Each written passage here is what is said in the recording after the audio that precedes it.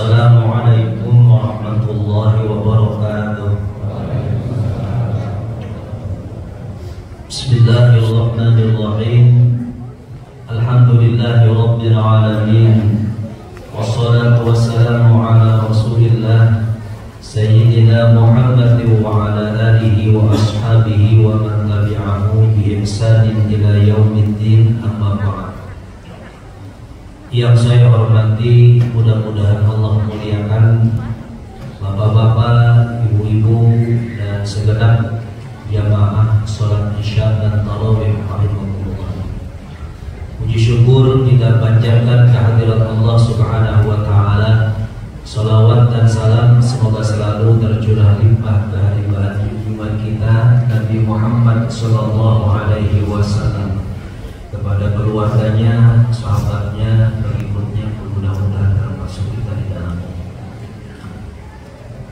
Di antara sekian banyak hikmah diperintahkannya ibadah puasa di bulan Ramadan ini kepada orang yang beriman, agar orang beriman tidak bergantung dengan syahwat duniawi.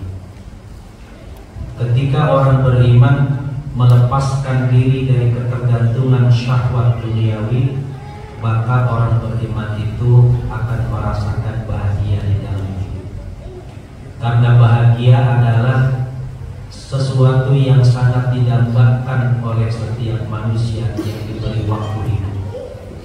Dan itu, setuju atau tidak setuju, memang itulah yang kita cari. Setuju gak Pak? Jawabnya Bapak setuju itu. Akhir terus supaya cepat ya. Yang baik, gak ngantuk Bapak. Syekh Nawawi bin Umar Al-Ghantani mengutip perkataan Imam Ibnu Hajar Al-Asqalani yang beliau tulis di dalam kitab Nashul Iman, bahwa kebahagiaan orang beriman itu terletak ada pada tiga hal.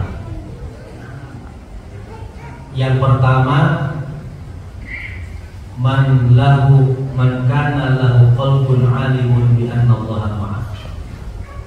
Ketika orang beriman itu hatinya merasa bersama dengan Allah. Yang kedua, walahu badanun sabirun ala ta'ah. Dia punya badan yang sudah terlatih sabar untuk mentaati perintah-perintah Allah, menjauhi larangan Allah. Dan yang terakhir, wal qana'atu bima qasama Allah. Dan hatinya sudah terlatih merasa cukup dengan apa yang Allah beri. Ketika seseorang melaksanakan ibadah puasa Ramadan, secara tidak langsung Allah mendidik orang-orang yang beriman menghilangkan ketergantungan dirinya terhadap syahwat duniawi, dan dia dan orang yang beriman itu akan lahirlah mood bahagia dengan tiga hal tadi. Coba Pak kita perhatikan. Ketika puasa di hari yang ke-6 ini udah lewat hari ke-6 ini, kita berpuasa hampir 13 jam lebih. Pada dasarnya dulu puasa itu hampir 23 jam. Di awal tasyrik puasa itu hampir 23 jam. Jadi kalau sudah melaksanakan sholat isya dan tidur sholat isya, tidur ba'da isya, maka sudah tidak boleh makan walaupun belum subuh. Tapi dengan turunnya surah Al-Baqarah 187, alhamdulillah Pak, oleh Allah batas waktunya agak dikurangi. Yang tadinya 23, sekarang insya Allah 13 jam khusus di Indonesia. Dan jamaah yang dimuliakan Allah, 13 jam kita menahan lapar, bukan gak ada makanan Pak. Sisa sahur di meja itu masih ada. Betul gak? Mau buka puasa itu 2:30 yang menjajakan takjil belantakan Pak ya. Apalagi kalau udah musim hujan, kesian saya lihat ya. Nah, syahwat kita lepaskan. Kita tidak tergantung dengan syahwat. Padahal di luar bulan Ramadan, lihat jajanan kuliner yang begitu banyak beraneka ragam, kira-kira Bapak tertarik gak untuk mencicipi? Tertarik gak untuk beli semua langsung dicicipi? Nah, gitu. Ya. Kalau perut lagi lapar, kayaknya dicoba semua gitu ya. Gitu. Tapi Allah melatih kita menghilangkan ketergantungan. Ya. Maka ketika hilang ketergantungan terhadap syahwat-syahwat duniawi tadi, hadirlah 3 hal tadi. 3 hal tadi itulah yang membuat kita bahagia. Ustaz, kalau pada punya duit mah kita gak akan bisa bahagia. Ada yang begitu enggak tuh? Kayaknya semuanya gitu ya. Yeah. Tapi orang beriman meletakkan bahagia bukan pada duit. Memang Pak, setiap orang itu pasti butuh duit. Jangankan kita yang hidup Pak, orang yang mati saja butuh doa. Duit kan yang baik. Astagfirullah, jamaah muhajirin ya.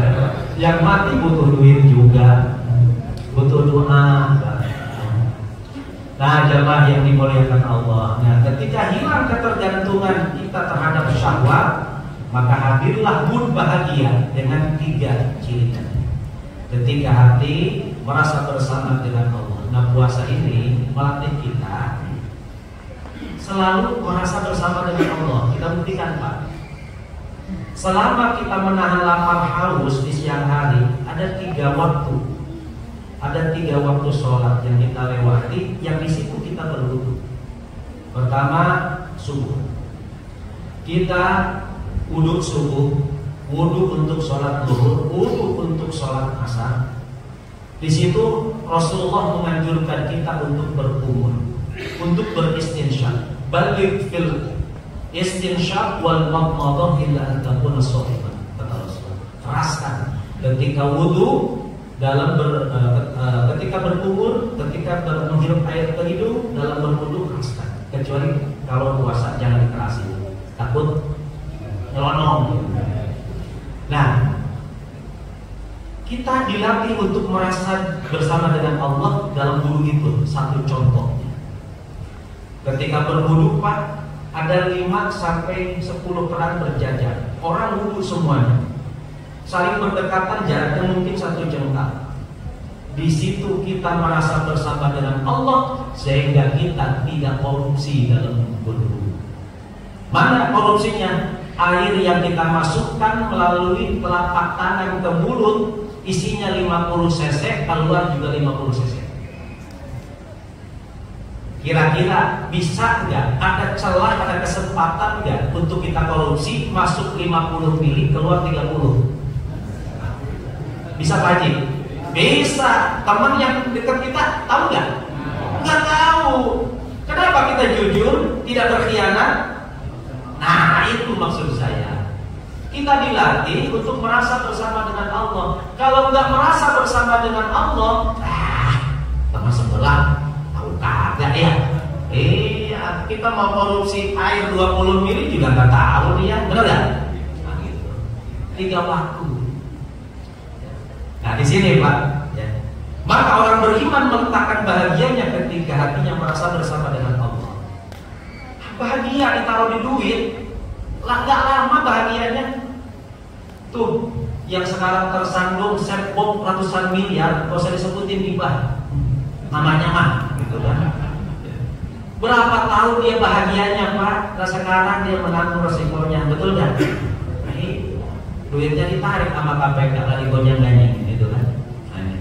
Kagak ada bahagia, yang dinikmatin ya sejengkal aja, sejengkal juga yang bawah, nggak jauh dari sejengkal Pak. Yang kedua, walau badanun sabirun ala ta'ah. Dia punya badan sabar, dilatih sabar untuk taat. Ini Bapak nih, mohon maaf, kita mulai tadi sholat isya itu dari jam 7 lewat 15 menit setelah ada. Sekarang udah jam 8 lewat 17 menit. Udah selesai saya ceramah. Materinya belum selesai, terusin jangan Pak. Terusin. Ya, kalau jangan terusin saya udah masalah nih. Walau pada sabirun, sabar Pak. Ya alhamdulillah tuh. Belum ada yang melarikan diri kan? Masih tetap utuh segini. Alhamdulillah. Kenapa sabar Pak dilatih? Ya. Kalau nggak sabar, nggak terlatih, kelocotan di musibah. Ya. Ini jamaah yang dirahmati Allah. Nah kita 13 jam dari subuh sampai maghrib dilatih sabar. Ya, 30 hari Pak. Ya, kalau belum selesai 1 bulan Ramadan pun, ya udah terus saja. Gitu. Ya. Makanya kita sabar.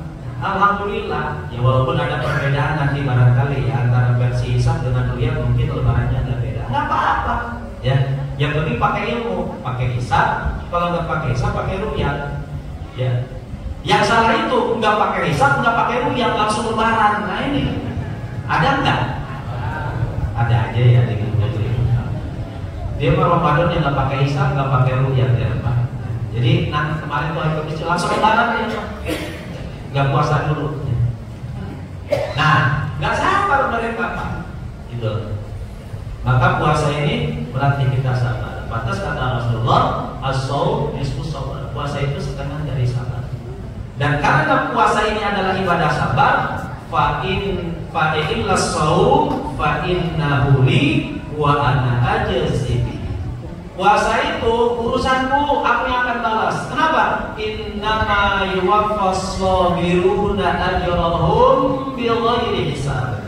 Pastinya orang sabar itu pahalanya ya, tanpa batas. Timbangan mizan aja itu kayaknya nggak cukup itu untuk membalas menimbang pahala sabar. Ya. Makanya orang sabar itu dalam hadis, di mana orang-orang yang sabar?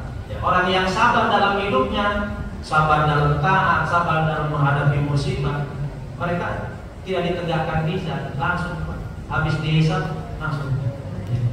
Insya Allah. Nah itu. Ya. Kalau orang sudah terlatih sabar dalam taat, maka dia akan bisa dan kuat sabar dalam menghadapi musibah dan dalam menahan amarah. Kenapa bisa begitu Ustaz? Karena sabar dalam taat itu dituntut setiap saat, dituntut setiap waktu, setiap detik. Setiap detik kita dituntut oleh Allah untuk taat. Jangan sampai keluar dari taat. Maka butuh sabar ekstra. Kalau sabar dalam menghadapi musibah itu sewaktu-waktu. Tidak setiap hari kita kecelakaan, naudzubillah. Tidak setiap hari kita ditinggalkan orang yang tercinta, benar nggak? Ya. Kayaknya kalau ditinggalin sama bini musibah banget gitu kan? Ya. Gitu. Ditinggalin bini musibah banget gitu. Padahal tidak setiap waktu kita ditinggalin bini, benar nggak? Gitu. Suami, istri juga begitu. Ditinggalin suami itu kayaknya musibah besar gitu. Tidak setiap waktu ditinggalin suami. Dan masih ada suami, masih ada istri. Nah, ini puasa melatih kita untuk sabar. Terakhir, puasa melatih kita untuk qanaah. Qanaah itu merasa cukup Pak dengan apa yang Allah beri. Lihat dalam puasa. Tadi waktu sahur Pak. Kira-kira yang dibutuhkan dalam sahur ini banyak makan yang apa yang penting ganjel perut. Pak, saya mau tanya nih. Yang penting banyak makan untuk bisa kuat menahan lapar sampai maghrib. Kira-kira butuh banyak makan apa butuh ganjal perut doang? Itu maksudnya. Butuh ganjal perut doang kan? Pak Haji tadi kan sahur nggak banyak nambah kan? Kenapa? Kalau supaya kuat nih nambahnya 3 kali kan nggak juga. Ya. Orang puasa itu gimana niat Pak? Kalau udah niat, walaupun cuma seteguk air, insya Allah kuat, betul nggak? Padahal tuh di meja makan gini masak banyak. Nanti siapa yang menyediain masakan sahur, menyediain sahur nggak di masjid? Ada. Kira-kira habis nggak itu? Habis ya? Nah, itu. Padahal masih banyak sisanya Pak. Ya, kita cukup aja apa yang dibutuhkan oleh perut, yang dibutuhkan oleh tenggorokan. Nanti setelah kita menahan lapar 13 jam ketemu maghrib, itu Pak aneka ragam takjil, ya, udah kurma, lontong sama gorengan kan wajib kan? Itu wajib Pak. Ya, belum kolak, belum rujak.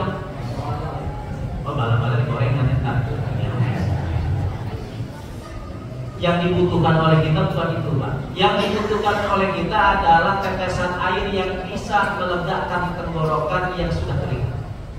Yang kita butuhkan hanya sekedar mengganjal perut. Setelah itu udah nggak terlalu selera, ya. Bagi yang sudah agak berukuran lah kira-kira gitu. Mungkin kalau bocah mah semua disejajakin, gitu ya. Kenapa? Dia balas dendam masalahnya. Nah, jamaah yang dimuliakan Allah, setelah kita buka, kira-kira itu pasti sisanya masih banyak kan? Ya. Tadi Pak Haji katanya pernah dibuka, masih banyak tuh ya.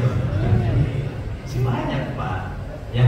Jadi kita maaf, kalau masih banyak, yang kita butuhkan ya itu aja. Nah itu puasa itu melatih.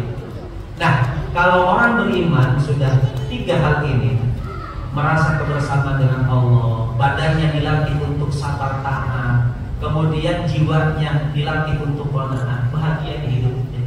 Kita letakkan bahagia bukan pada syahwat materi, tetapi kita letakkan di dalam hati kita.